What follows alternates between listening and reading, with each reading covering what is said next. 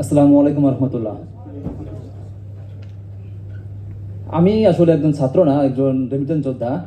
তো আমার আগে যে জুবাইর ভাই যে কথাটা বলে গেল যে কুয়ালালামপুরে গ্যাদারিং হচ্ছিল না বিভিন্ন প্রোটোকলের কারণে, তো আমি যখন জুলাইয়ে যখন আন্দোলন হয়, আমার আমার বন্ধু বান্ধব, আমার ফ্যামিলির ছোট ভাই যখন আন্দোলন করছিল আহত অবস্থায় বাসায় ফিরছে।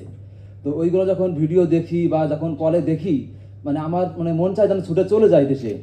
তো আসলে সে সম্ভবটা ছিল না, বিভিন্ন জটিলতার কারণ ছিল। তো আমি ফেসবুকে বিভিন্ন প্ল্যাটফর্মে খুঁজতেছিলাম যে মালয়েশিয়ায় আমরা কোনো কিছু হচ্ছে কিনা বা কিছু সম্ভব কিনা। তো আসলে আমি যেহেতু ছাত্র না, ভার্সিটির যে ভাইগুলো বলে গেল যে কিছু হয়েছে, আমি এগুলো আসলে খোঁজ পাইনি। তো আমি কয়েকদিন অপেক্ষা করতে করতে যেহেতু দেখলাম যে কিছুই হচ্ছে না, আমি আমার যে রুমমেট আছে, আমার যে কলিগ আছে, ওদেরকে বললাম যে আমরা রিস্ক একটা নিই।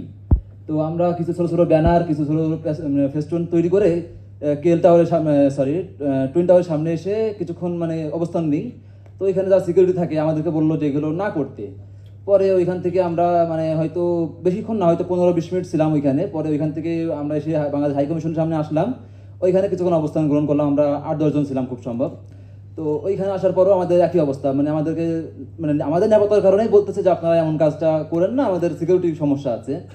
তো আসলে আমাদের ওই 36টা দিনের প্রত্যেকটা দিন আমাদের এক বছরের মতো কেটেছে। সবসময় মন চেয়েছে ছুটে চলে যায় দেশে। আমাদের যখন নাহিদ ভাইদের যখন ডিবি কার্যালয়ে তুলে নেওয়া হয় কয়েকদিন, তারা গুম ছিল এক কথায়। আমাদের এই আন্দোলনের একটা নিশ্চয়তা পাচ্ছিলাম না যে কী হবে আগামীতে। পরে যাই হোক, আমাদের ভাইরা যখন গুম ছিল, আমাদের অন্যান্য ভাইরা দায়িত্ব নিয়ে আমাদের সেই আন্দোলন সামনে আগায় নিছে।